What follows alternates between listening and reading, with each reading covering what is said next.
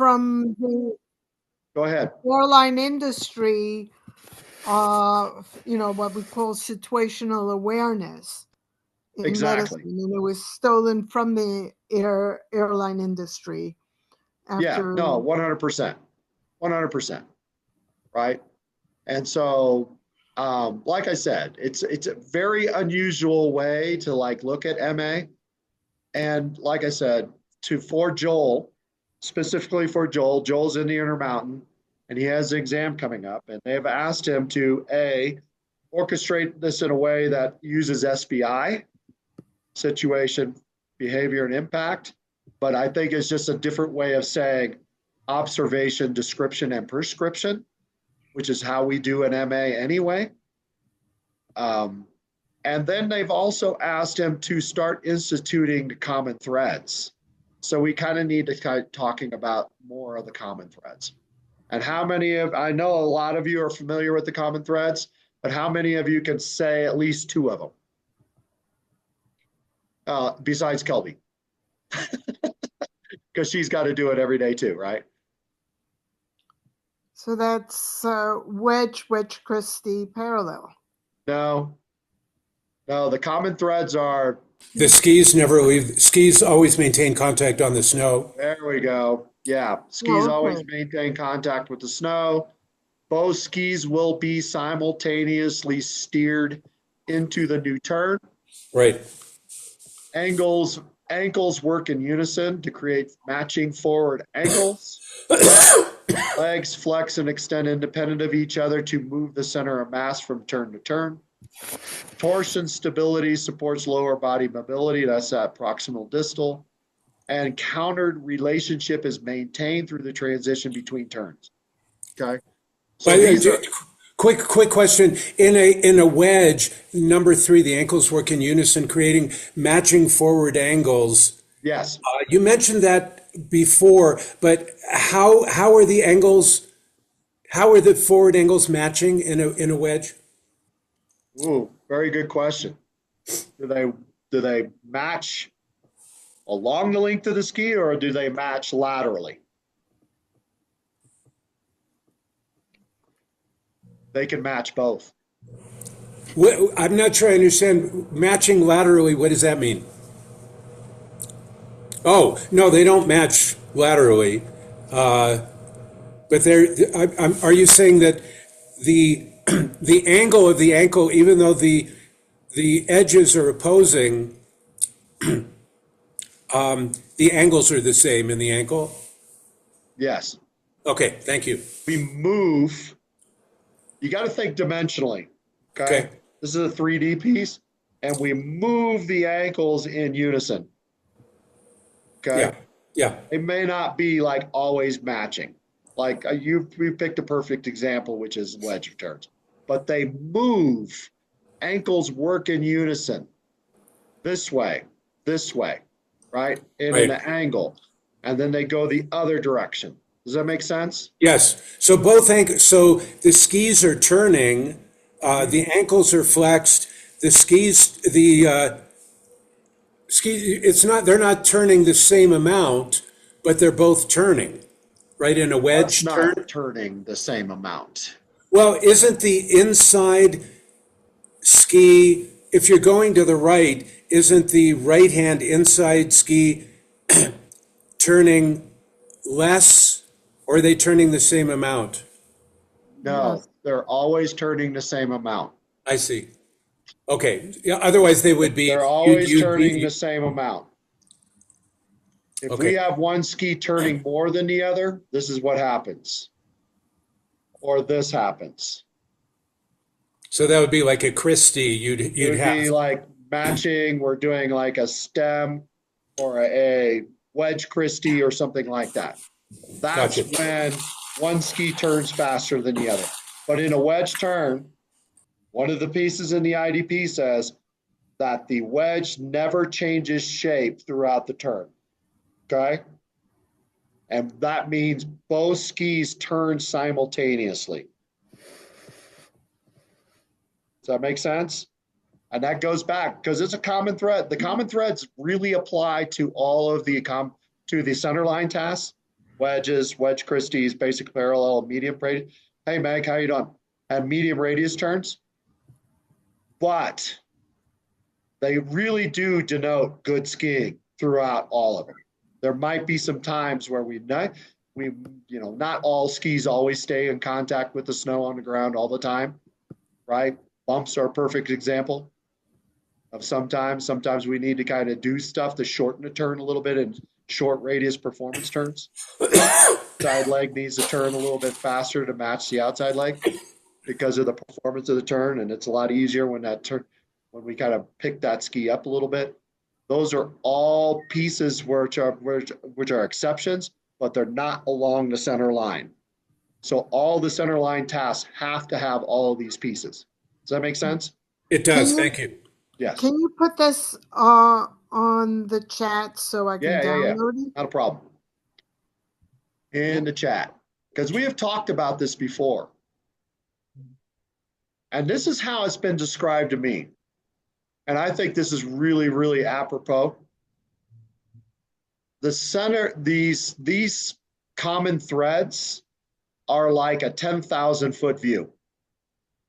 So we're watching a skier and we're watching the whole picture and we're looking at all these things that are happening.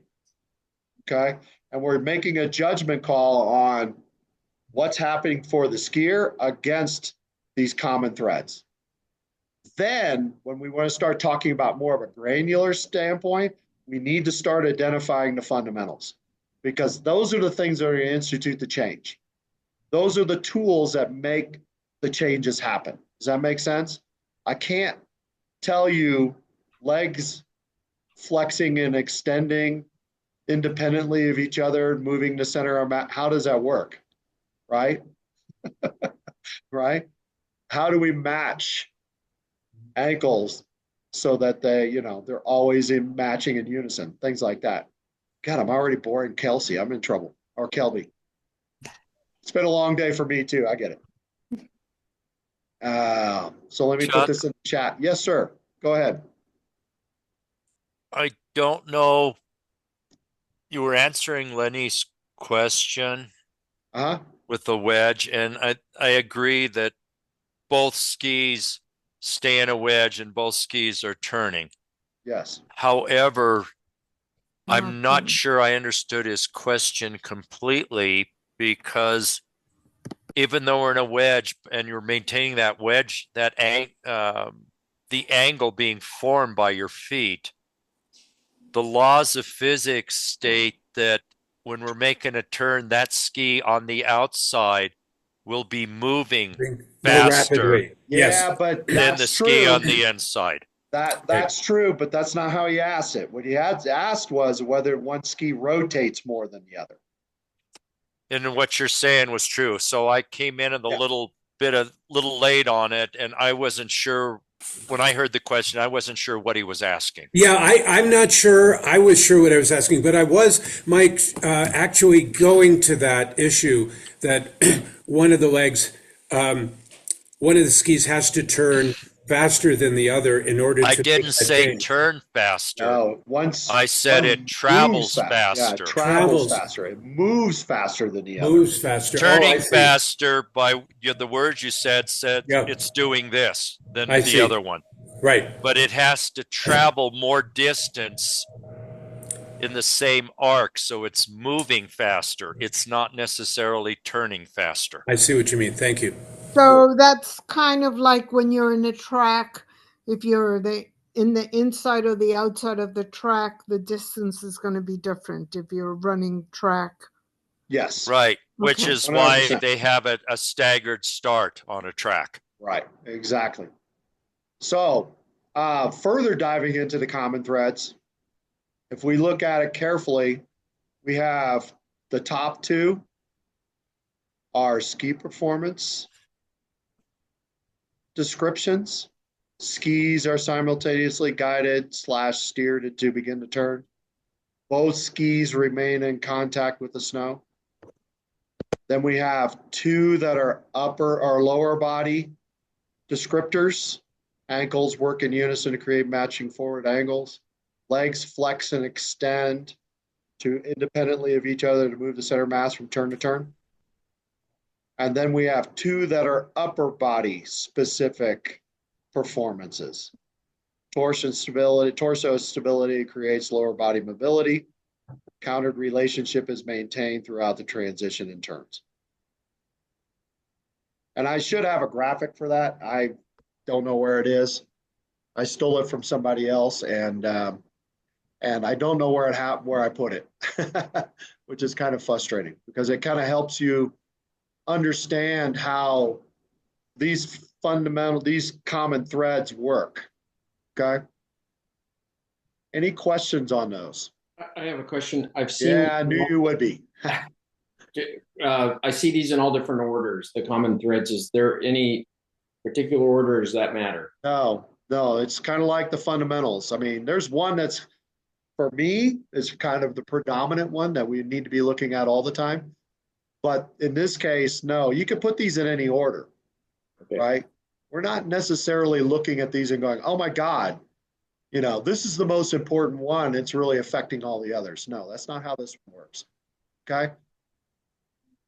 Now, to further dive down into this, Joel, we want to be able to be familiar with these. So when you go to your MA, you could talk about that 10,000 foot view real quick. Hey, what I've noticed right off the bat is this particular skier doesn't have a lot of upper belly stability, and what he's doing is doing a lot of rotation to start the turn. Now we're going to start talking about rotation and how it affects fore aft. And then we get into the granular piece. At the initiation, the outside leg ski moves more than the inside ski, blah, blah, blah, blah. Does that make sense? So you're taking this top view and you're going, hey, these are the things that are important to the good skiing because we're doing the MA on some of these, these center line tasks.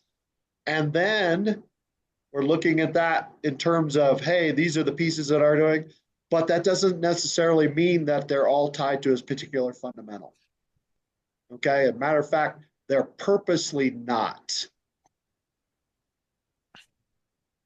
So they seem like they should, but they don't. Yeah, it looks like they should be tied to fundamentals because, yeah, torso stability has to do with rotation. Yeah. Ankles working in unison probably has to do with directing pressure along the length of the ski. They tie to different fundamentals. They don't apply to each one of them they do when you, and remember when I first looked at these in the summer, I was like, oh, then I suddenly realized, no, they're not. Because if you look at three of these, I was like, hey, one of the first ones, remember when we first looked at these this summer, the one that said torsion stability supports lower body mobility, that was actually a pole plant. So pole plants support the upper body stability so that the lower body, and it was really specifically about that. And I was like, oh, well, that's going to be a rotational piece. And 4 of these 6, I immediately looked and I go, 4 of these 6 common threads all seem to be rotationally based. And then you suddenly realize, no, they're really not. They're all the fundamentals allow us to do each one of these. And we can, if I go to ski simultaneous guided to begin each turn, well, guided is steered, it's many things, it's pressure, it's fore aft, it's all of these things have to happen in a right sequence in order for that outcome to happen. Does that make sense? I can't just say, well, it's rotationally based, because it's not. Because the specific language is guided. And right now, and this is my personal opinion, guided is not the same as steered, but it could be steered. You could replace guided with steered, and steered is an edging and rotational piece. So now I've already got 2 of them in there. But in order for that to happen, I also have to have pressure. And I specifically have to have pressure along the length of the ski. And I specifically have to have pressure to the outside ski in order for that ski to begin to interact with the snow to allow us to move through the guide to ski into the turn. And now I've talked about all 5 fundamentals. And Chuck, you bring up a good point. Each one of these common threads, there's multiple fundamentals in them. And it gives us permission to combine fundamentals, not keep each fundamental in a silo. Yes, 100%. And remember, I cannot stress this enough. These are 10,000 foot views. Okay. These are things that we're looking for. These are the ideals. These are not instruments of change. That's what the fundamentals are for. And again, Chuck brings up a valid point. These fundamentals, where we see them all as written, are in the integrated tasks. These fundamentals might change depending on what you're doing. For example, if we're watching Michaela do some of her free skiing turns, you'll find that she floats through the transition, so her skis are really not on the snow. Likewise, you can watch some of the PSIA people like Baloo and that, and they can get such a tremendous rebound from their ski that they might float through transition. So their skis are not on the snow all at the same time or always, but that does not mean it's not good skiing. It's great skiing, but it's at a different level. And so some of these threads may have to be modified depending on your intent. Yes, 100%.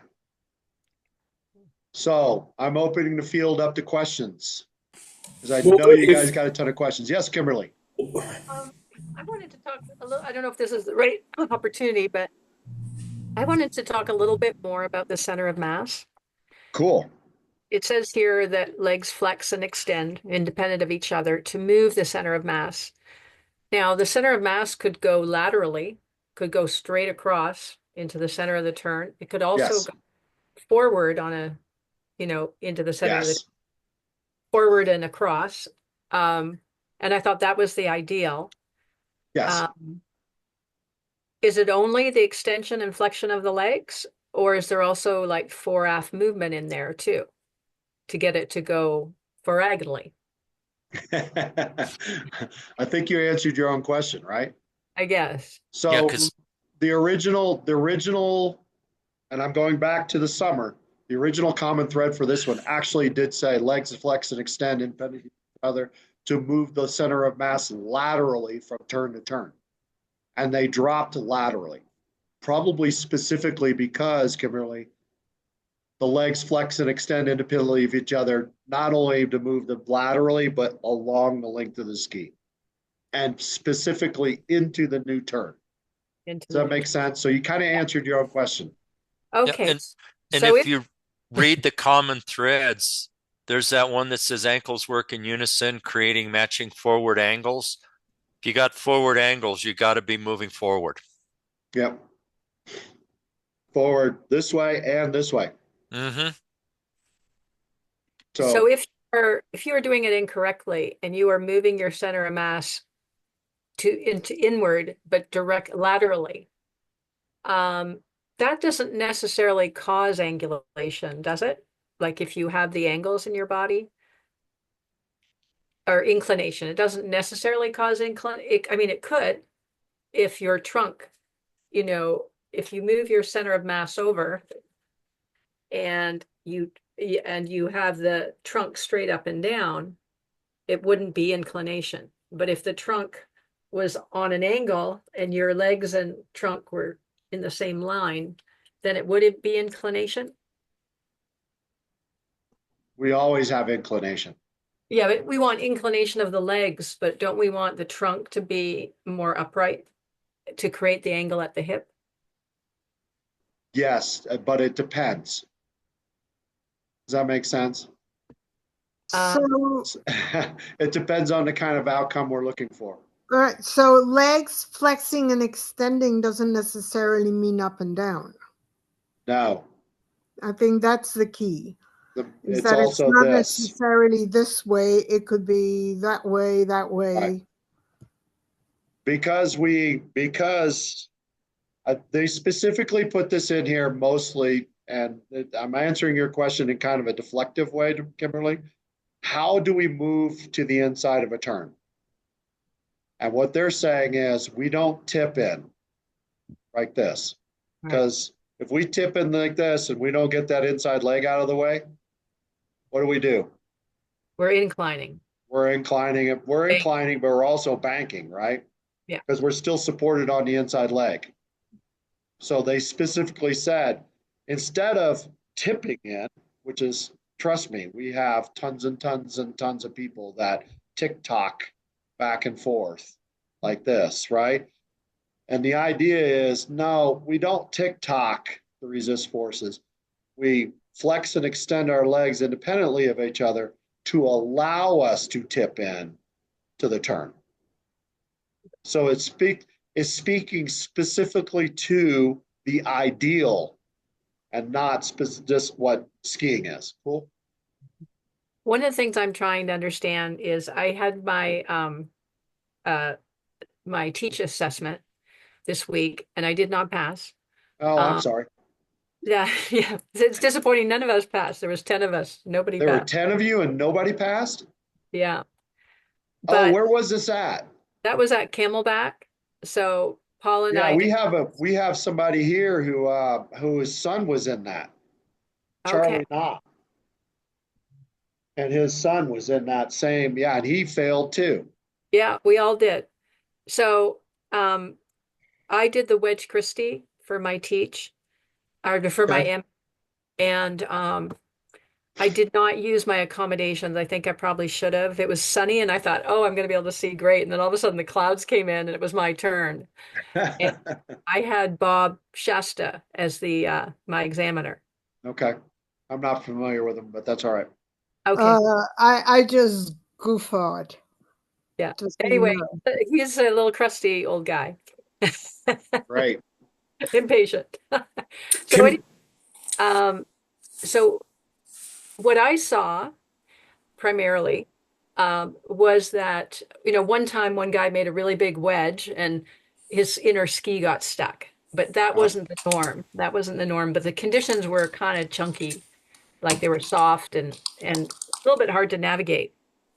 But what I mostly saw was that the inside ski, once they matched the skis, it slid in. So the distance between the two skis did not stay the same. And a right. lot of times the tail came in on a couple of people.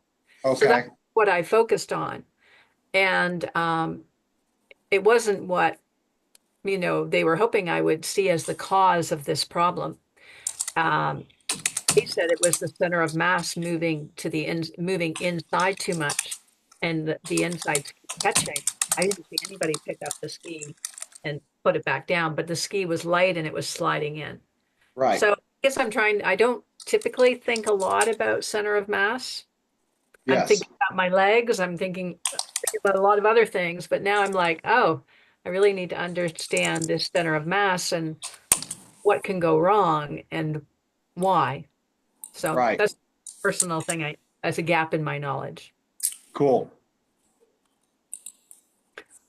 So I'm still, Did you get the feedback you wanted to hear on that? Do pardon you me? understand the feedback?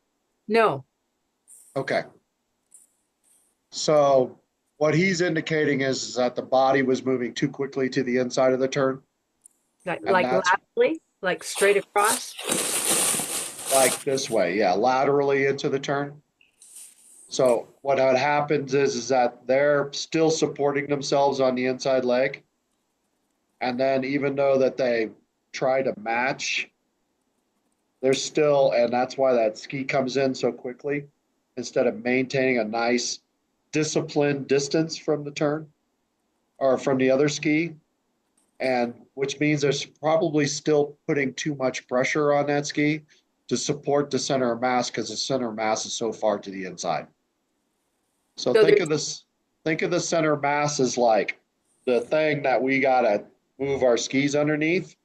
And if the forces aren't enough, and I move my base of support clear over here, does everybody see this? I can't see myself. Yeah, we can see our hands. And if you move your center of mass clear over here, but the forces aren't there to help you, go like this. And what happens, what he's indicating is that we're moving the center, we're moving the base of support so far out, they need this still to support themselves. And that's why you're seeing this happen. Does that make sense? Okay, so your so the ski that's out here, that's your outside ski. This is your inside ski. This would be the inside ski, yeah. And so when you said their center of mass is going that way, I got confused. Isn't the center of mass going into the No, the center? center of mass is here. The ski moved out. Okay, that's right? your outside ski. Outside ski. Right. This is our outside skis moving out. This is my inside ski. It started like this, but the problem is this is so far out, they have to support themselves on the inside ski Okay, because the center of mass is so we far have in. to move the center of mass in. We don't. This is a chicken or egg thing, right? In a lot of ways. We either move the base support out or we move the center of mass in. The ideal is we move the center of mass in. We don't move the base of support out. I see. And we actually went through this clinic last week where this idea of if we move the center of mass out or the base of support out and we don't support the center of mass, you fall in and you end up on the inside ski. Instead, what we should do is allow the ski, the center of mass to be redirected by the ski by starting to turn on it, get some traction, get some bite in the snow, allow that to move the center of mass. So what they're indicating is they're moving the base support out so far that the inside ski now is supporting the weight, which is why you're getting this to happen. Okay. Does that make sense? Yeah, so what would the solution be? Not to The let that, solution is that they don't move the ski out. They allow the ski to be redirect to center of mass. And then this will be so light because they'll be supported, the center of mass will be supported by the outside ski, that this will happen. You'll have the discipline to match the skis. I see. Okay. And we were doing, actually, in our clinic, we were doing the opposite. We are literally aligning our center of mass over the outside ski like this way, and then trying to manipulate this. But the problem is when you move the center of mass back over the outside ski, you flatten the ski. And now it's really hard to do stuff to get the ski to bite, right? We actually have to like shove it back out to make it work. And so, and everybody was doing that, right? And so her idea, Jen Metz, was in the clinic, doing the clinic, and she was like, yes, we're moving the center, we're leaving the center of mass, but we're moving the ski out just enough to get a bite and then allowing that to move the center of mass. Okay. Yeah, okay. That's probably The tipping, you need the tipping before the you turning. need some tipping, but the tipping doesn't necessarily mean taking the ski and putting it out here. It means I need to get this before and then allow this to be moved. A Okay. whole different way of thinking about it. Yeah, It's that's kind of pretty damn complicated. sophisticated. Huh? That's a complicated situation. Yeah, yeah. Because that's not what everybody does. What do? They shove the ski out there and they hope that hope it supports them. Okay, thank you. Thank you. I appreciate it. I've been No like problem. trying to figure this out and trying to put my body in the different positions to see what happened there. Yeah. Not a problem. Not a problem. So Cool. which comes first, moving the center of mass or tipping the ski and then allowing it We to want to move get, different? we have to have grip. We can't move the center of mass until we have grip. Right? So we need to tip and we need to allow the ski to move out just enough so that when we get grip, then it moves the center of mass. Okay? What typically happens is they just swing, pendulum, like this. And then what happens? We got to have another support because we let the pace of support move so far out, we got to have some other support. And that's how people end up on the inside ski. And it's very typical. And I've spent way too much time on this. We need to start looking at some videos. Any other questions? So I'm immediately going to go ahead and bypass. Everybody look at my video. Very nice. Well, it's got problems. We all got problems all the time, right? So I'm going to go ahead and skip that. We're going to go straight to we had a customer submission. So we're going to go ahead and look at that one real quick, okay?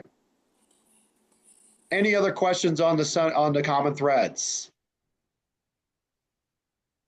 Joel, does it make sense to you, buddy? Yeah, thank you. That does. One question, not totally related, but Yeah, go ahead. I was asked what was the primary skill in the wedge, and I got it wrong, and they said it was rotary. Is that correct? That's the primary skill? Yep. Would you agree with that? Yeah. Okay. I think it's a combination of all of them, but I will tell you, this is what I will tell you. That's how I generally teach a wedge. And I teach it differently than most folks do. I just tell them, I got a wedge. I need to go that way.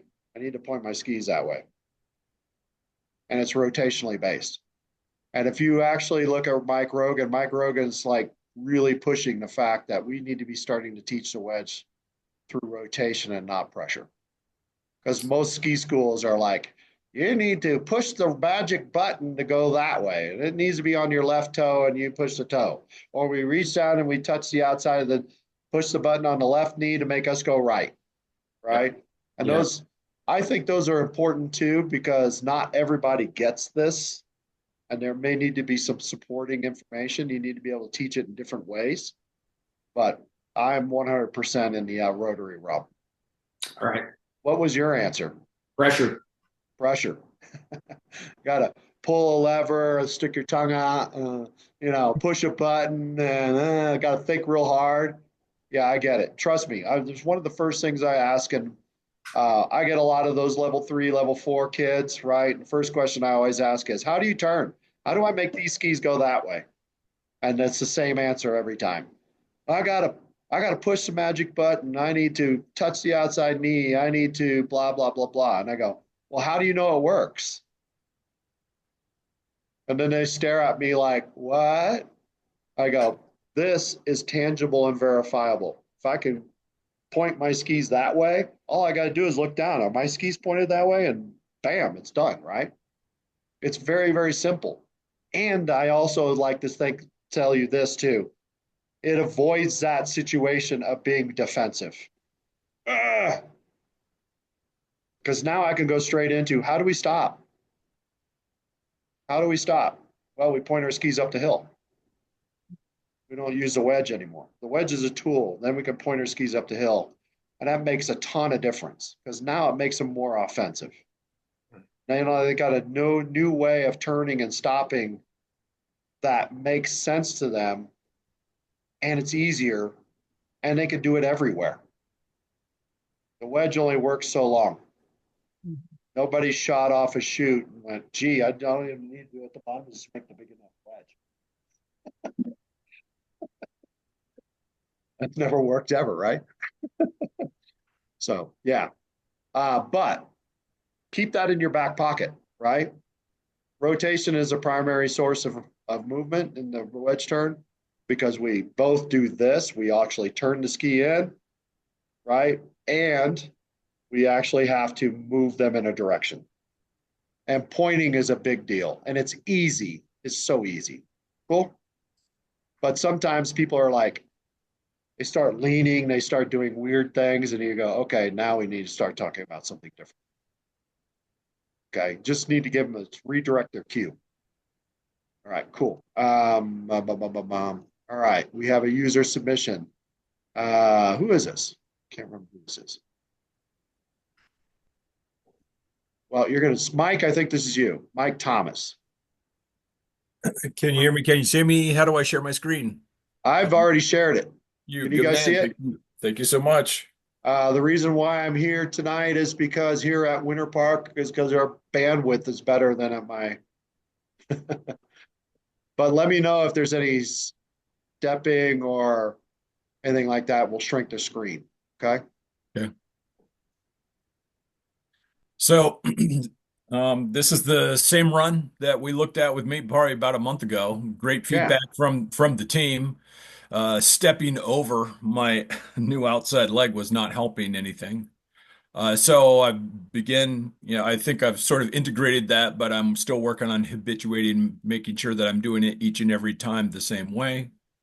And our conversation was it last week or the week before where Mike went into the detail about transition, not just switching the long leg and the short leg, but the detail of that conversation that I took away and have been working on is the rate of change between the new outside and the old outside leg that needs to be matched so your hips are effectively shifting frontagionally or over the base of support at the point of transition Cool.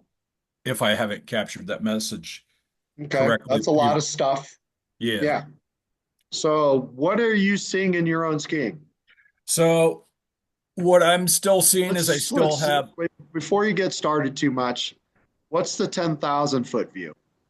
we're on a moderate blue pack Okay. powder, very familiar light traffic conditions, bluebird day. I'm doing Pretty, a basic parallel, uh-huh. attempting to make symmetrical turns through all turn phases, and each turn, left and right, should be the same size or radius based on feedback that I've received in other situations. Okay. So, So if you had to pick a description, we're doing the observation piece. So we're doing the situation.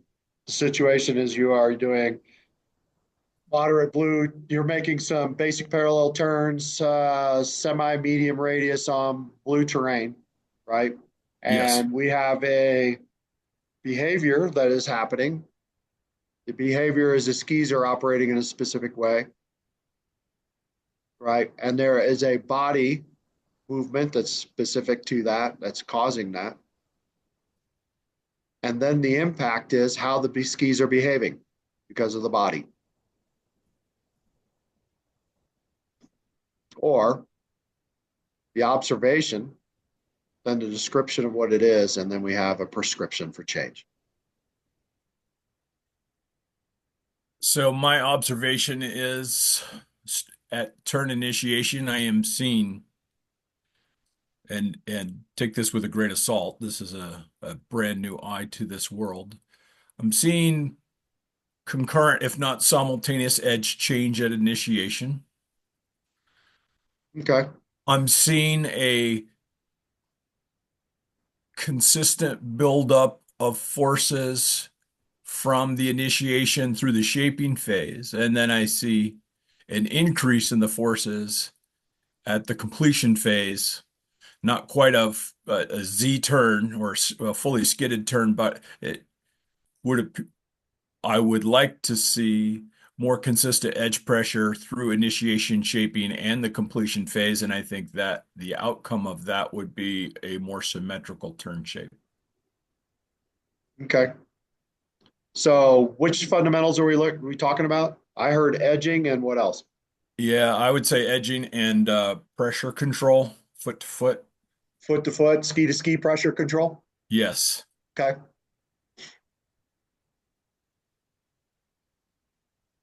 I'm still seeing similar leg flexion, left and right leg, through, you know, initiation, shaping, and completion.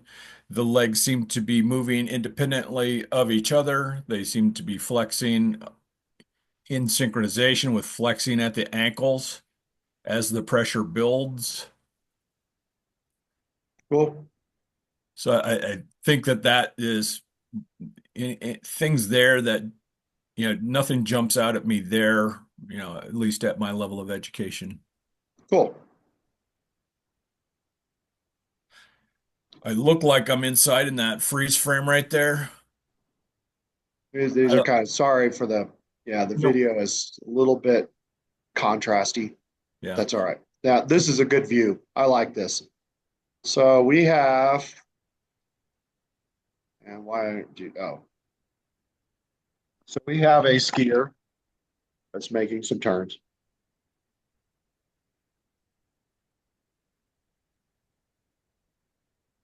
And so at the initiation, what's happening at the initiation? And let's just speak to edging first, okay? Yeah, So here is the top of the turn. Both skis are flat. Use your hands. No, no, not this, this. Both skis are flat, okay?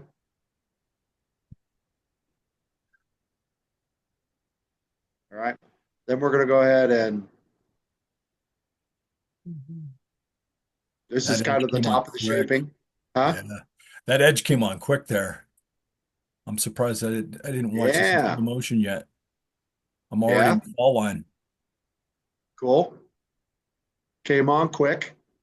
So I would like to see a more controlled development of that turn at initiation through shaping.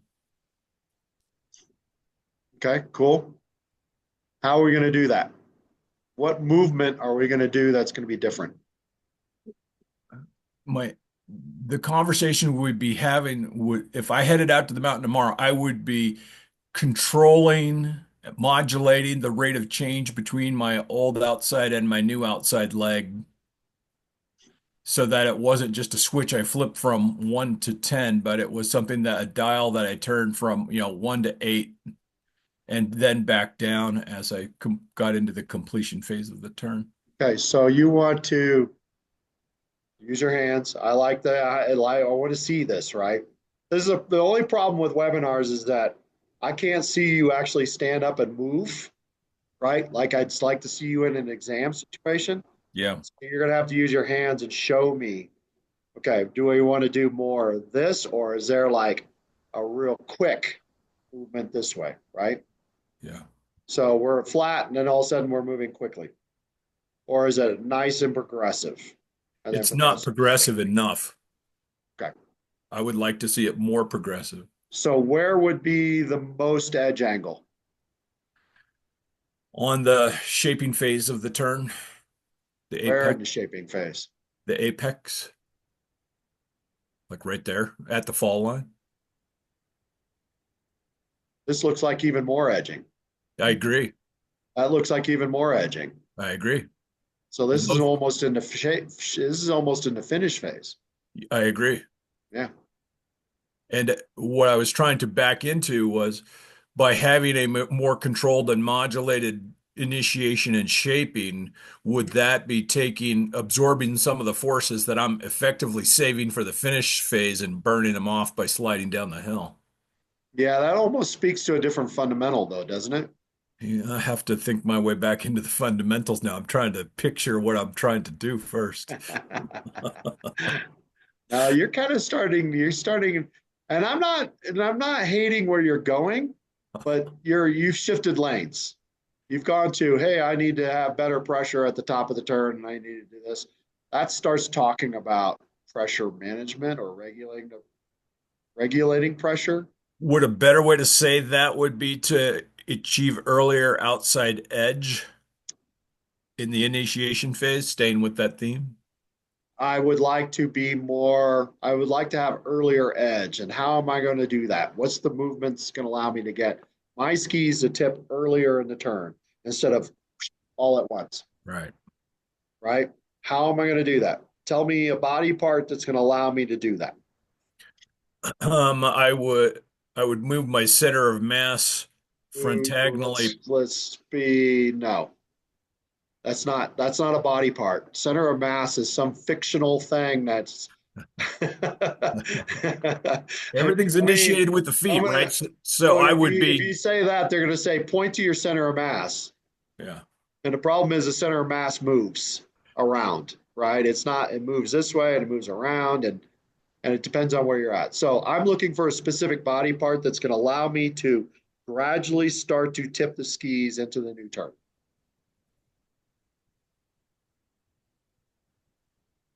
ankles.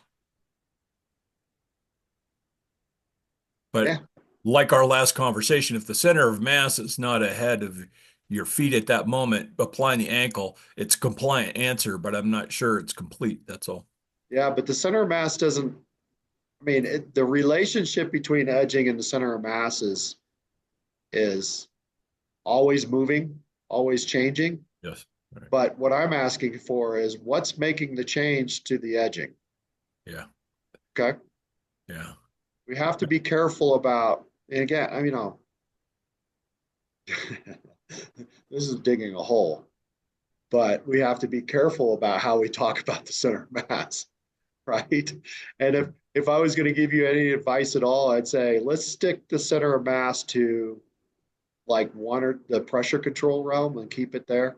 Okay. Okay. Because we move the center of mass this way, we move the center of mass this way, right? And then in the combination, we're moving them diagonally this way, right? But how does that affect our edging? Yeah.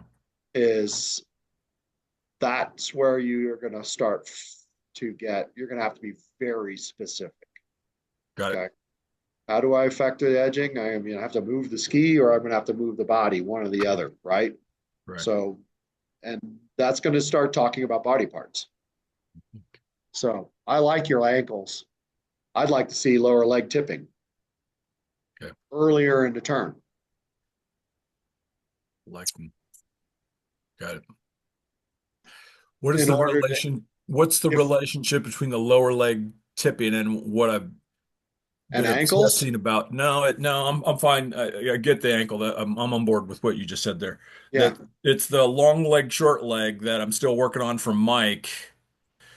At transition, those skis are now flat where they weren't before because I'm getting somewhat better at independently managing the length of my legs. And I'm just wondering about now I'm exiting transition and entering the initiation phase. I'm adding lower leg angle. Which way are you adding your lower leg ankle? In Are we the actually down. actually are we adding lower leg ankles? If we want greater edge, we need to. Yeah. And this is I'm gonna put myself out on a limb here because I think we find out a lot about when we start observing people that we can't really see the ankles move inside the boots. What we see is the result of the ankles moving inside the boots. And what we see from the ankles moving inside the boot is we'll start seeing some knee, some lower leg tipping happening. Okay. And I talked about this with another instructor again today when we were talking about lower, how we tip the knees in. What we're seeing is rotational movement of the femurs that looks like we're creating angles. Like we go back to right here, right? There is angles being built, right? But when we start talking about the knee moving to the inside, the knee moves in the side this much. It moves in to align the knee from the toe, builds a line from the knee, the toe, and the hip. Okay? The knee doesn't go in any further than that. What we do is we rotationally move the legs, rotate the legs. It makes us look like we're having that. Okay? The knee moves very, very little to the inside. But how do we affect change on the skis? We use our ankles. And that ankle is where the knee looks like it's moving more. We can pronate and supinate our ankles a lot inside the boots. And that affects which edge we're on in the ski. As soon as we pronate and flatten the ski, flatten the foot, that's going to put more pressure on the inside edge. And as soon as we start to cup it and get on the outside edge of our ankle or of our foot, that's when we start putting pressure on the outside edge. Okay. One of them is tremendously weak and one of them is tremendously strong. Okay. Which is why we stand on the big toe. when we I have have a the outside question. ski. I have a question for Mike. Yeah. What do you feel in your feet an initiation? Do you notice your feet? I do. I've been working. What? This is one of those strange ski only conversations. I've been working a lot on my feet this season. Yeah. I think we all do. Yeah. I have gained an awareness this season. One of the 3 or 4 or 5 things that I'm learning and applying, I've gained an awareness of the importance of the forward part of my foot. That is, I'm on the ball of my foot. I'm trying to ski moguls on the adjacent run here. My turn rate is not fast enough, and I'm doing all sorts of crazy stuff to pull it all together. How do I turn faster? I got on the ball of my feet and started doing some flat-footed maneuvers after ski college at PSIA. Augie shared some of this stuff with us, and I didn't know why he was sharing it, but when I got out here and started trying to make fast turns from the moguls, I started rotating the balls of my feet. The rate of my ability to rotate the ski increased dramatically as a result of that. I'm more anchored into the snow and the ski tracks so much cleaner, especially when I'm initiating at the forward part of my foot. So the thought here at the initiation at the transition is I'm on the ball of foot and my feet are flat. At initiation, I'm rolling to the ball side on the new outside ski, and I'm rolling to the pinky toe side opposing the ball of my foot, which I would guess is the weaker side. I'm applying that pressure change in my feet at the initiation at transition into initiation to get that ski to begin to come around. That's where I'm like right on the front of the foot, if that answers your question. I'm sorry for the run on. At the transition phase, right? Yeah, transition and initiation, I'm still applying that as I'm extending the new outside ski and retracting the new inside ski. If I said that wrong, I apologize. So I have a Settle down. question. Uh, so at initiation, we're really talking about edging, but can you really have edging without rotating your legs? So it's like you cannot really independently tip your ankles without some form of rotation.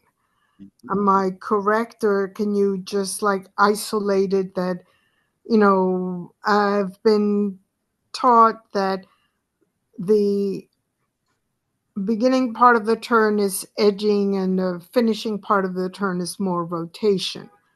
But you cannot really have edging independent of rotation, can you? So we need to start. Okay.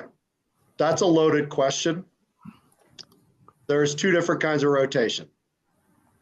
There's the big R rotation, rotating the legs independently of each other under a stable upper body. That's our big R rotation. It's defined in the fundamentals, okay? What you're asking is that rotational piece of the lower leg that acts as a way to move the ankle and the foot inside the boot. As we rotate the tibia fibia movements, that causes, I've loved this term. It's almost like a 1-to-1 gear ratio. As I rotate those pieces, the lower legs to the outside, that causes the foot to start to move to the outside edge.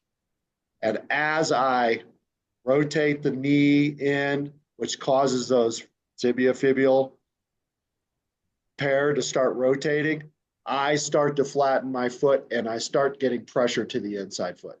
That is a very, very important piece. And frankly, we couldn't walk without it, right? Which is why we tend to land on the outside and then pronate to the inside. And that is very, very important. It's a very, very strong move. Okay, does that make sense? We're really getting in deep. So we have to, yes, I call that little R, Rebecca. That's little R rotation. All movement is rotationally based. I have a fulcrum. I'm moving my arm back and forth. It is rotational. I'm rotating my arm. All movement in our bodies are rotationally based. Sorry, it is. Or combinations of rotations. Okay. Yeah, we got open chain and closed chain. Closed chain is supporting my arm.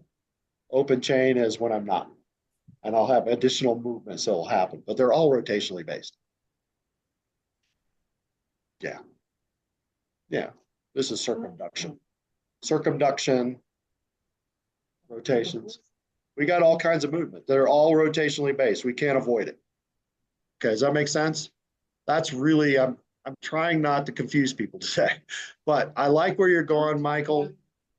Huh? Don't talk. Yeah, please don't talk about this at your exam. Hey, this whole exercise for me is a race between time. So How, this is how what I. fast can I get to be a better skier, and when does my clock expire? So I'm running. I'm already at 7:03, and I got another person I'd like to look at too. Go away. Whatever So you I'm going to need. tell you what I'm seeing, okay? And I'm going to Perfect. stick to the edging and the foot-to-foot pressure realm. Thank Okay. you. Yep. What I am noticing in terms of edging is that it's not simultaneous all the time. Okay. And what we're seeing in this, and what's leading me to believe that is because the feet separate right there. Okay. And that means that you're trying to seek a platform on a new ski. Okay. And that ski's moving away from the base of support. Mm-hmm. And this new ski and the old ski is, or the old leg is what's holding you up. Okay. Yes. And it's fairly consistent throughout the turn. Then, after you've aligned over the new outside ski, like right there, okay, we still haven't got grip. I'm not going to go there yet. Okay. But now at least the skis are starting to tip simultaneously together. Okay. It's still very fast. And part of that is because I'm going out here first and then coming here, and then the skis move away from me. And your description is very, very accurate. And Dion's like, why are we pushing the leg away? Because that's how you're trying to find grip. Mm-hmm. Okay. So the edging piece, you're moving the center, your base of support away from the center of mass. Okay. But now we're in that pressure realm. Okay. I can't get grip until I have a combination of pressure and edging. All right. Cool. Yep. That's what's happening in the edging. There's kind of, then you finally get grip. Yep. That's changing your direction. And then it's kind of rinse and repeat. There's that. See how the legs open up there? Yep. That's you seeking a new platform. Yes. So I have a simultaneous, I have a sequential movement from one ski to the other. It's fairly quick. I got it slowed way down. Then the skis move away. This is almost a displacement movement as the skis move away to seek edging. Okay. Yes. Looks like the tails are coming around faster than the tip. Ooh. So that goes back to the IDP. We need to make sure that the tails are following the tips. And in this case, none of your turns are the tails ever following your tips. Yes. They're sliding out, pivoting very immediately. I'm already in rotational, but this is only adding on for description. Okay. We're having a big pivot, and then they continue to pivot through the turn. Okay. And that's all edge related. Well, I'm trying to stay to edging. Okay. Now I could track back and we could start looking at pressure control. Okay. Okay. So the pressure control piece I think is very important too. Uh-oh, what happened? There we go. Make my loop. All right. So the pressure control piece is very important too, because it's almost, and the description is not of what you're trying to do is not matching what's actually happening. Okay. Okay. So at the initiation, there's an extension, but it's both legs. Okay. And that's because you're trying to seek a new platform. That's the edge piece. Okay. So I am extending both legs, and that's causing me to be able to reach over here and step onto a new, and then I can move the new ski in. Then you start to try to shorten the inside leg. Okay. Is this the conversation we had last week or a week ago where when I'm coming across the ski, I'm attracting my legs and extending the leg concurrently, so there's no upward or downward movement of my hips. I should just move Yes. laterally across the skis. That will cause the edges to change simultaneously. Yes. Yes. Because I'm doing this, right? And this is a specific reason why I always do this. Because as I shorten this leg and start to lengthen this leg in relation to the snow, I'm getting edging, right? Yeah. Not only am I getting edging, but now I'm changing the relationship of my base of support to the center of mass. It's all one movement. It's not just we had the very short exchange on email after the session, which Yeah. is long leg, short leg happens at transition. This is complete in the story. You And know, it doesn't happen at once, right? It's very gradual. So from the apex, I should be starting to shorten the old outside leg yeah, as I start to lengthen the new outside leg, right? And then we move into the new turn. And now at apex, I've got a longer leg and a shorter leg. What typically happens is I get to this beat right here. I have an extension, which flattens the skis. yep, And now, because I've extended, I've lost the range of motion to allow me to have contact with the snow. love Okay. it. That's the perfect breakdown. Thank you. Yeah. Got it. Cool. So, what I'd like to see changed. This is very important. Okay. Because it doesn't matter whether I have lower leg tipping at the beginning of the turn if you're extending. If you extend both legs, who cares whether you got lower leg tipping? Yeah, you won't have it. Got bigger problems. Yeah, you'll have problems, right? So I have to allow this to happen without popping up. Okay. Yes. Yes. Right. And that's going to allow this to transition smoothly. And now I can use lower leg tipping to start the grip. Right. And if I can get the grip early, I'm not going to allow the skis to spin out. Okay. Does that make sense? Totally got it. Yeah. Yeah. So actually watch the video that I posted of me. That was very specific about what I was trying to do that day. On that video was this very gradual lengthening and shortening of one leg versus the other. Okay. That Yep. was my entire focus on that particular video. Yeah, there were some parts that weren't working as well as I'd like, but I was very, very diligent in making sure that I was extending one leg and then shortening the other one at the same time, and then making sure that I had a very smooth transition. Yeah. Okay. Allow me to do that. Cool. I'm beginning to understand. Thank you so much. Yeah, yeah. And you're going to need to talk about this in your tech talk. And so, Michael, real quick, if you were to diagnose yourself again, how would you know that you were successful or not? Watching a video or while I'm skiing? Because I don't get to watch very many videos of myself. No, not at the video. You'll be in exam and you'll be asked to do like basic parallels. Yeah. And if you did this performance in front of an examiner, what would you say to them and say, hey, here's the reason why I didn't feel like I was successful here? Are we talking the self-diagnosis? Is that what you're talking Yeah, about? that would be the self-diagnosis. Yeah. So, and based on this conversation, or what happens in real time on the hill? No, in real time on the hill. Do you just finish this turn, set of turns, and you stopped right next to the examiner? Yes. And you're like, hey, dude, okay, those are my basic parallels. They sucked.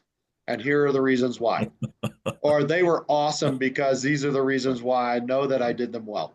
Right. Fair enough. Okay. Yep. And I want you to know, I'm really specifically from the conversation we had, what is the one piece that would tell you whether you were successful or not? At describing my movement?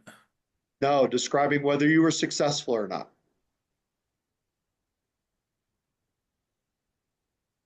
Getting a passing grade. I don't understand the question.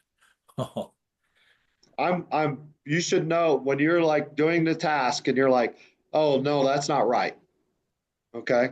right. How would you know that? I'm at the transition right now, right? And then I do this, and then I do this.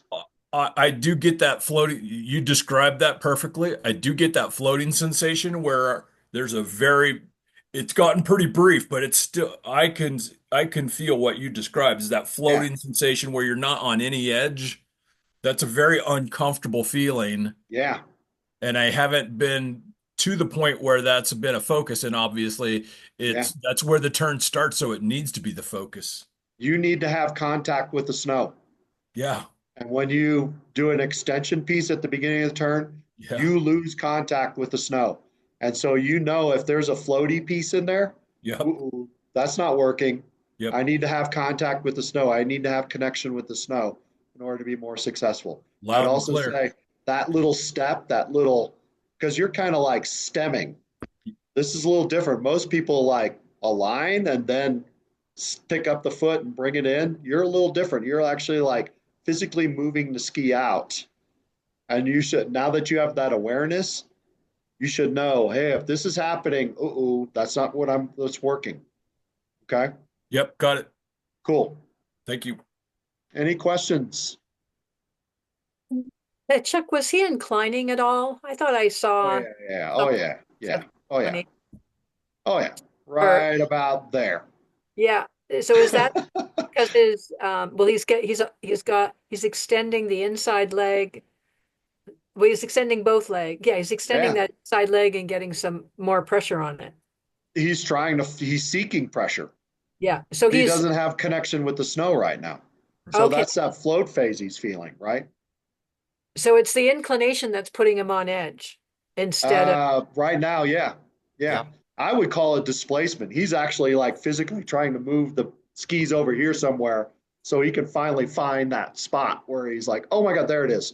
And then it goes whoop, this way, right? Right now, he doesn't have connection with the snow. So remember that fifth fundamental? yeah. Regulating pressure through ski snow interaction, or as I like to say, the ski snow interaction is the most important piece. He has no ski no snow interaction right now, which Yeah. means he can't change direction. The whole top of the turn is just Yeah, floating. and I get it, man. We all are taught this way, right? We were all taught this way. We all extend at the top. My God, even the up to, yeah, exactly, up touch turn, right? Right. We were all taught that, and but now we got to break those habits because these new you've broken one of them, right? You haven't simultaneously guided the skis into the turn because you don't have ski snow interaction to get you to guide them. You're just kind of like pivoting them. And B, the skis don't have contact with the snow anymore. And if they do, it's they're not doing anything, Yeah. right? Yep. So yeah. All right, Leonard, you got a minute or two? Do you want to see yours or do we want to avoid that? It's okay. I mean, I'm much more relaxed now. Now that I see this, I realize I'm not passing tomorrow. So I'm quite relaxed.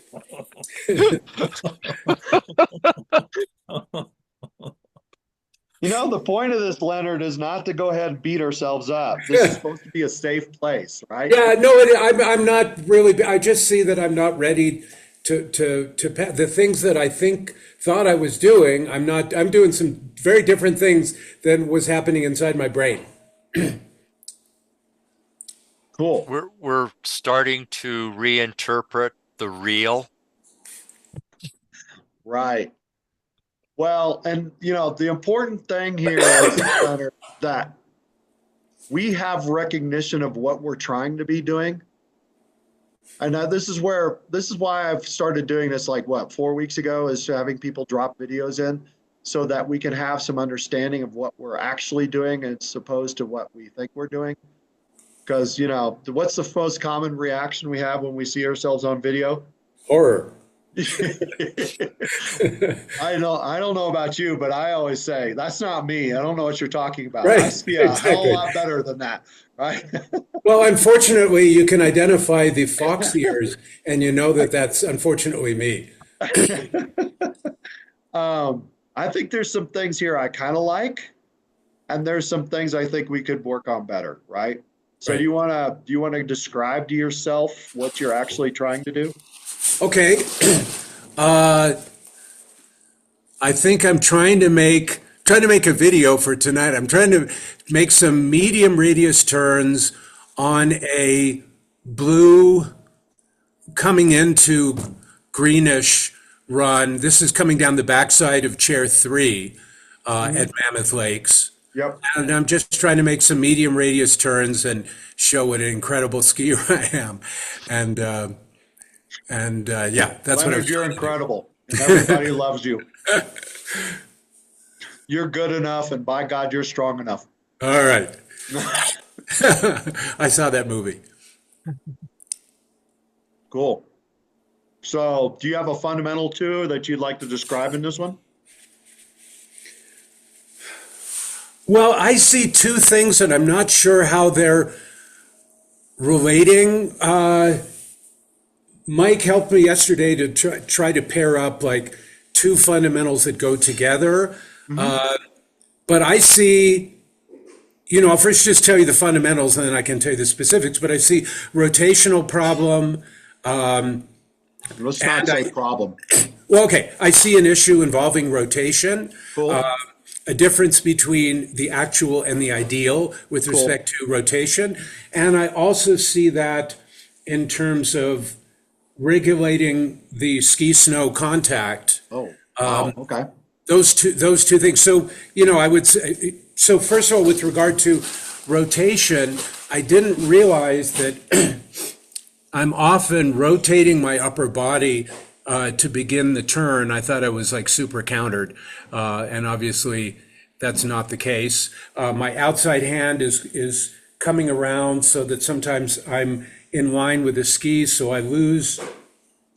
At the top of the turn, I'm not in a countered position where I can just push up like long leg and push my center of mass foragonally because I'm kind of squared up to the ski. Yeah. And I appreciate where you're kind of going with that, but let's stick to the rotational piece. Okay. Keep it Right. simple. Okay. That's a discussion when you start getting into the questions that you might ask.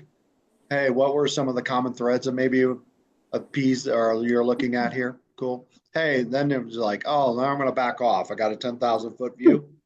And I'm noticing that I'm trying to, I thought I was countering, but I'm not really countering, blah, blah, blah, blah. But from a rotational standpoint, what are the skis doing? What is the body doing? Well, as the ski, particularly on the right-footed turn to the left, Pick up. the body is following the direction of the skis rather than maintaining a countered position at the end of the turn. Drop countered. Oh, How are okay. this? What's happening to the skis first? Just tell me what the skis are doing.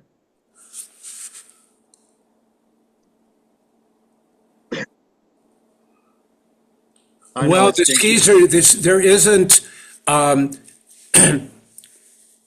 The tips of the skis are not engaged. There's engagement in the middle. There's kind of a quick sweep around at the beginning of the turn, and then engagement in the middle of the turn, and snow is being kicked up in the middle to the end of the turn. Okay. Let's look at it this way. Skis they turn, they pivot, they steer. Okay. At the initiation, are they pivoting, steering, or turning?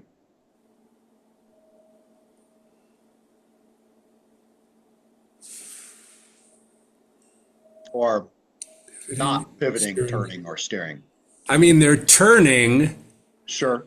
but they're not. The tails are not following the tips. So that would be a pivot, Pivot. Oh, okay. Pivot. Pivot. Yes. right? We pivot like this, Yes. turn like this, I see. steer like this. Right. Okay. So there's a quick pivot at the beginning of the turn. What's Right. happening? Let me in see the shaping? right hand. Oh, yeah, it's in both sides. I thought maybe it was worse going to the left, but it's both sides. Okay.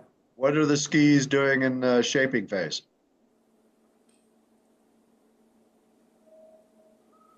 And I have no control over this. Sorry. Yeah, that's right. slow it down.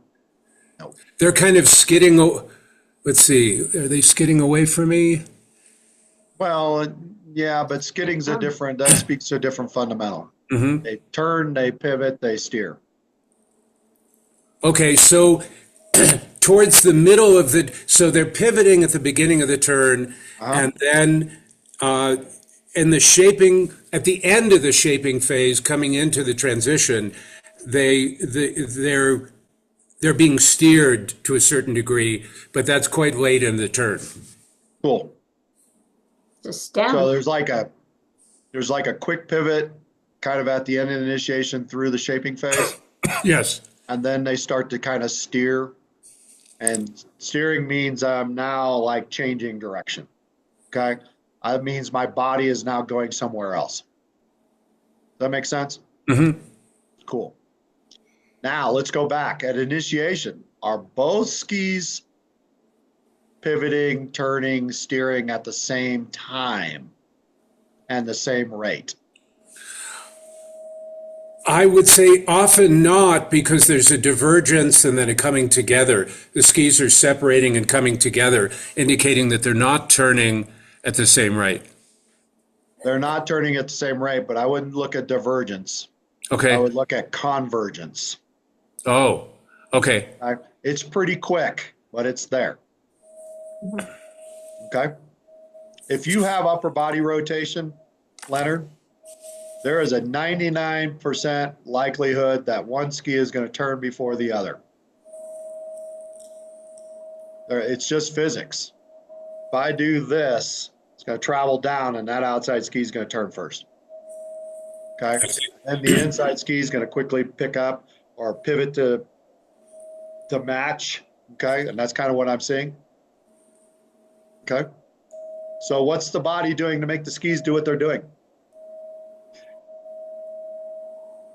Well, at the start of the turn, I'm rotating my body into the turn, which is getting the turn started. Yeah. What part of the body? My shoulders. Yeah. Cool. Yeah. Yeah. It's a lot of shoulders, and it kind of starts with the pole plant, doesn't it? You kind of reach over for the pole Yeah, I plant, noticed that. I'm reaching back. far. Yeah. Yeah. It's not too far. It's just what you do. I Well, see. it's too far. Yeah. And it's more on one side than the other. Okay. Mm-hmm. How would you change it? What would you do? What would the ski performance look like if you were actually if you were like perfect? You're Jonathan Blue, you're now doing short radius or long radius or medium radius, basic parallels. What would be the ski performance for those? The ski would engage early on the turn. Sure. Even when the ski would engage at the point in which I'm on the little toe edge and moving my weight diagonally forward, and then it would both skis would roll over simultaneously and be shaping through the top of the turn into the shaping phase. So remember, what do skis do in rotation? They pivot, they turn, they steer. And what's the difference between turning and steering? That's a very good question. Turning means that I'm actually turning the ski. Steering means I'm turning the ski on an edge. So one of them is like I'm adding a rotational input. Okay. Well, I'm adding a rotational input on both of them, right? One of them is I'm kind of adding a rotational input to the performance of the ski. And then the other one is I'm on an edge ski, and now I'm adding a performance that's supplementing the performance. Right, and that's the shaping, right? Yeah. Okay, well, Jonathan Blue would be shaping the turn as he engages the tip early. He'd be able to put it on an appropriate edge and shape it through. Well, you don't have to say edge, just say steer. Steer. They already Okay. know what steer means, right? Yeah. So he would be at the initiation, he would be simultaneously, this gets back to the common threads, simultaneously guiding, steering the tips of the skis into the turn. Right. And then when he reached the apex, he would definitely be guiding, steering the skis through the turn, and it would be progressive from top to bottom through all three phases, where all three phases are very distinctive. instead of quickly pivoting, quickly pivoting, and then I'm already in the finish before I start changing directions. Okay? Yes. And what's the body going to be doing to do this? How would you use the body to do that? Okay. As the skis as the skis shape towards the bottom of the turn, the body would maintain its an alignment with the fall line, or at least with the direction that you want to take the next turn, which would create a tension between the legs that are turning and the upper body that's stable. Okay. Can we simplify that? And let's go back to the fundamental. Fundamental is where we want to start, right? Because the fundamental describes kind of the ideal. So the skis would turn. I would be turning the legs, turning the skis, turning my legs under a stable upper body that's not turning with the skis. So I wouldn't be using upper body rotation, right? Right. And I I would wouldn't be using it. to progressively and through the turn steer both legs simultaneously so that I would not have one leg turning before the other. Yes. How would that change the shape of the turn? Because they will probably ask you this because there's an outcome. The outcome is medium radius turns. So How would that change the shape of the turn? because the tips would be engaged at the top of the turn, the shaping, let's say the turning of the skis would be much slower and more progressive, and the speed would be fairly constant through all three phases of the turn, rather than a quick pivot at the beginning. Let's keep it simple. What's this Okay. shape? C. C. I would no longer be making Z-shaped turns. I would be making C-shaped turns. C-shaped turns. Yeah. That's it. Thank you. You're welcome. Any questions on that?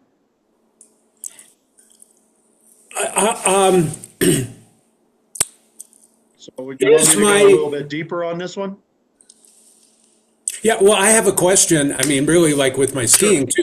I'm clearly not extending my outside ski. Is that because I'm so hampered by my rotational issue, or is that like a whole separate thing? Oh, Joel, you've raised a question. We'll get to you here in a second, okay? Thank you. So what you're saying is that there is an extension of both legs, okay? Mm-hmm. And honestly, there are three different ways that we do that, right? We have actually, if you read the article, there's four different ways, but I'm really just going to point out two of them right now. We either extend both legs, we either flex both legs, or we do a combination hybrid of flexion and extension. The ideal should be flexion and extension, okay? Really, really athletic, ridiculous racers will do a compression or a retraction style turn where they immediately pull both legs up because they're really seeking to get contact with the snow as quickly as possible. And it's a lot easier to do that through an extension piece when the legs are here instead of like here. Okay. And then the last one is we do well, there's a performance turn too, but I don't want to confuse you right now. All right. Cool. So there is an extension in your turn. There is some leg turning. And there is some counter that's being created. The problem is you're not holding the counter through the turn. Okay. But I don't think that's the big issue. Okay.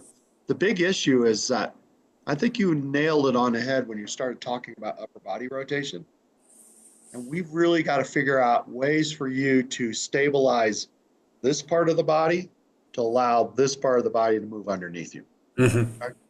And this is robbing you of the ability to do a lot of the other things that we want to do. Yes. If I'm constantly trying to find balance again, I cannot tip my legs. I can't really rotate my legs. I can't really do this pressure piece very, very well. And I'm always going to be constantly kind of fighting my body moving along the length of the ski. Because when we do upper body rotation, it tends to straighten us out. And when we straighten out, we go back. Yeah. Okay. And we tend to go to the inside because the skis go out. Okay. So we need to figure out ways that we can stabilize this piece to allow this piece to move. Okay. Now, strangely, I can do, like when I'm just focused on that, like I can do linked pivot slips with my No, hands kind of forward, but I that's can't do it skiing. well, I haven't seen your pink linked pivot slips, but I'm going to be honest with you. That yeah. Oh well, yeah, it's all going up. Yeah, that's true too. Yeah. Anyway,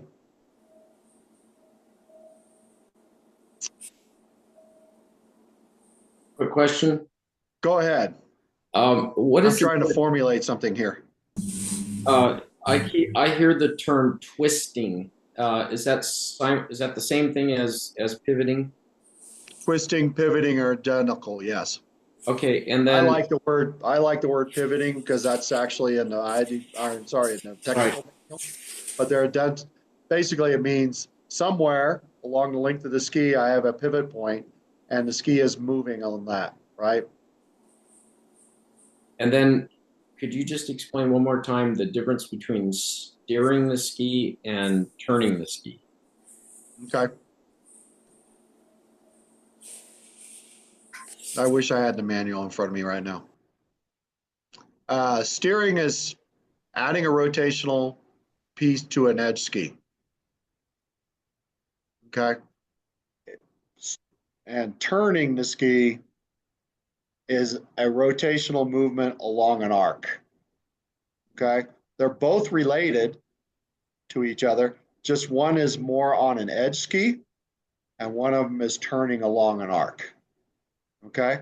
The ideal is we want to guide steer our skis, right? We don't, the pivoting piece, and they're all situational, they're all tactics, but they're not necessarily all ideal. Okay. It's kind of like upper body rotation has a place, right? What happens if we get trapped on a bump run, right? We're in a trap now, and a big movement will help us sometimes get untrapped. Counter rotation is a thing. That's again this idea of twisting the upper body to get the lower body to go a different direction. It's very powerful and very quick, right? Using our pole plans to help us rotate around. Those are our stop the rotation. Those are very big pieces, right? But ideally, we want to rotate our legs. We want to control the ski's rotation through leg rotation, femur rotation, and the lower body separate from the upper body. I just jacked that all up, but yes, you know what I mean, right? Okay. Does that make sense? So we all have tactics. I like to call them all tactics, and they all have a place. But we have to be careful what is the most efficient and the ideal versus what is the least efficient and the least ideal. Okay. Mike, you popped on for a reason, I can tell. Well, yeah, I actually have the book in front of me if you want There it. we go. So, and they do define turning, steering, and pivoting. And pivoting and turning can actually be the same thing to a point. So I'm going to go ahead and start with pivoting. And pivoting is really the rotation of the skis perpendicular to the snow about some axis. And that point is important because we can pivot a ski from the front of the ski, the tips, from the tails of the ski, or from the middle. But there is an axis in there. And it does use quite a bit of muscle. Turning is a rotational axis of the ski relative to the surface of the snow. This is, somebody had brought up pivot slips. That's more of a turning of the ski.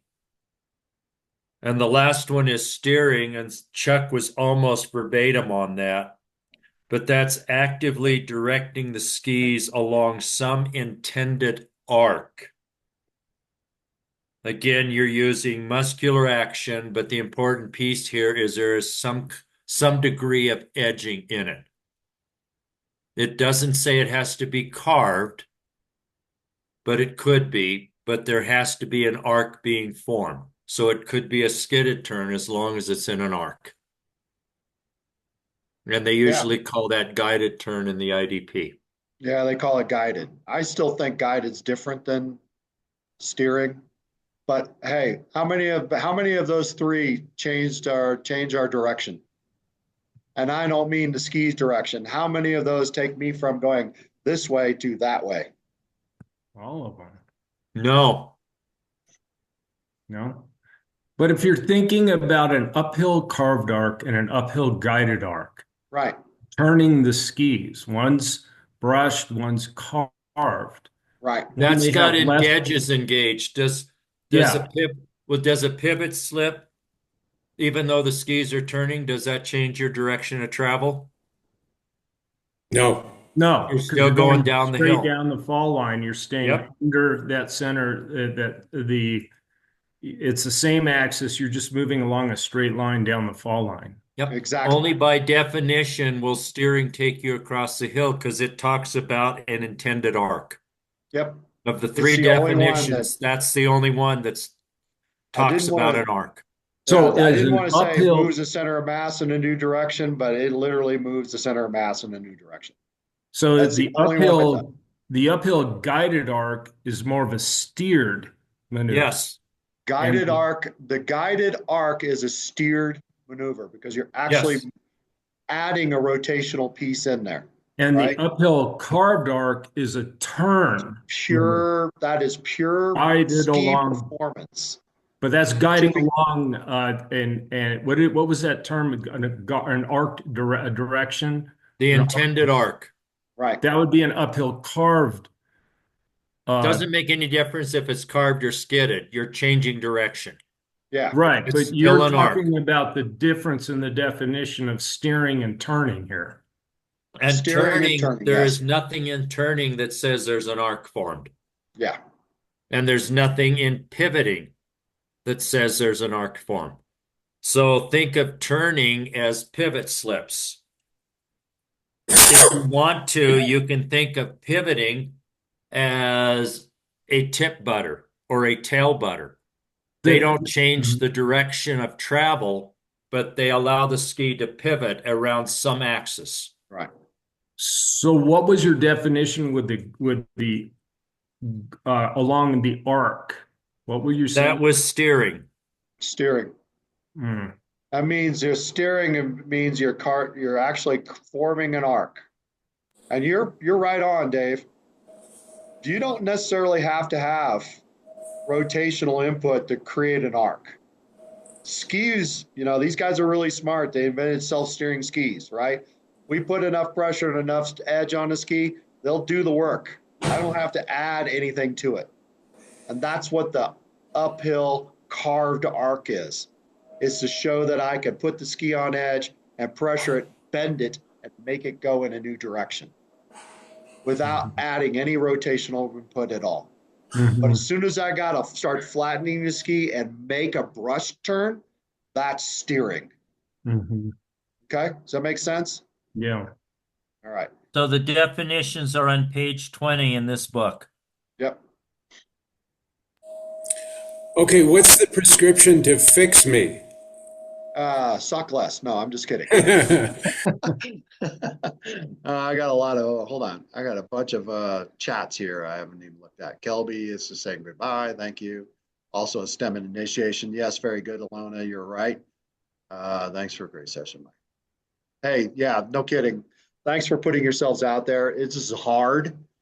I don't like it. I make myself do it. I've never been charmed to the idea of actually advertising myself, but sucks to be me. So, but it's hard, and it's really, luckily I've swallowed enough crow that I've gotten used to the taste, and it's allowed me to be a little bit more objective about what I'm trying to do instead of constantly trying to defend what I'm trying to do.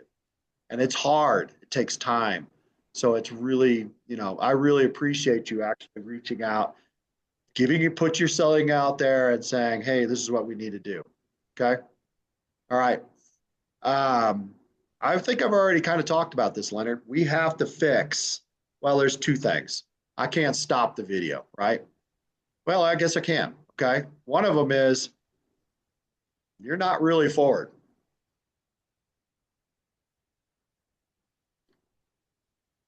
And what happens is that these turns is if I'm not forward, I got to put something in there to make myself turn. Okay. Because now I've activated my thighs, and my thighs only have one brain, and that they're either supporting me or they're turning the legs, right? And if they're supporting me, they can't turn the legs anymore. That's the simplest way I like to describe it. But the fact of the matter is, if I activate my thighs, I'm now locking my legs, and it's very difficult for me to turn. So more forward, or better yet, get those feet back. What are you doing? Get those feet back underneath you, okay? Pull the feet back, get them underneath you so that now I'm supporting myself through through skeletal reasons and not through our muscles, okay? And that's going to allow you to be more, and it's pretty evident. I mean, that's pretty back, okay? That's probably why you're using a lot of this. Because if I can't activate my legs and allow them to turn or get them to turn independently, then I kind of have to do something else. Does that make sense?